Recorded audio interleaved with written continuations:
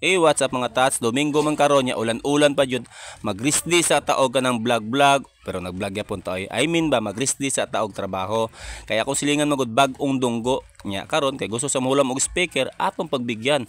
Ikaw daw tagang Excalibur, di mo na ipahulam. Pero ang tinuod mga tats, hilig jud og sounds kaso lang wala pa jud ako na magamit sukad-sukad nga nag-vlog-vlog ko. Mo na kung sounds kita giptipan nagipuy-an nagilaga ero o kinsa nagpuyo diha.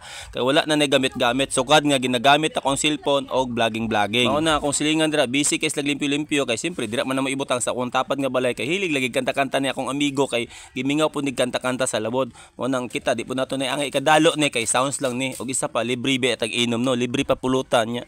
Tagaan pa tag something, alam niyo na. Pero ang problema mga tas kay makanta ani mga Indonesian pero okay lang pero mga love song man pud hilig be tag mga love song. Bisag mga English pa na siya or mga Tagalog or Indonesian na siya basta ako hilig po og love song og round po siya mo kanta di po ni basta-basta akong singer di unsa day mo pero dili lang niya ipakita yung tingog kay lisod na kuhaon siya sa TV or sa radyo or asapan nga mga media mo nang maulo lang siya basig napa daw YouTube muhanyo siya mo nang inom-inom lang sa dome para mabait pod or mahasa ayang tingog kay siyempre maagad pod ta siya kay ako maminaw pod ko unsa pod kanindot ang tingog kay isa na ko number 1 diya nga yabag pod biya tano pero dili mawala ang atong tingog or mayabag topic na matagay diya mo nang giingnan ko niya ko bisag unsa lang akong inon bisag unsa daw akong i-order iya daw ihatag basta hulam lang daw niyang sounds og maminaw pud ta siyang sounds or kanta or tingog. Mao nang amo na ng sugdan og pagkanta kay naa sa akong tapad kay mo kanta na jud siya. Maestro, pasikate.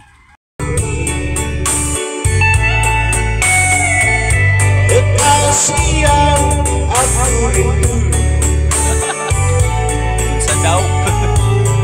Ini dia telah wow, kasabot! Batangnya rembulan kapan dia akan kembali kekasih yang aku rindu unsa daw? aku selalu mengerti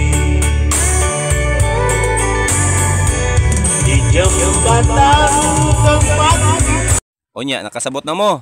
Kung nakasabot mo, hala, i-share na lang ni Bijiwa. Ug dagan salamat sa nanaaw no. Unta nakasabot ang uban.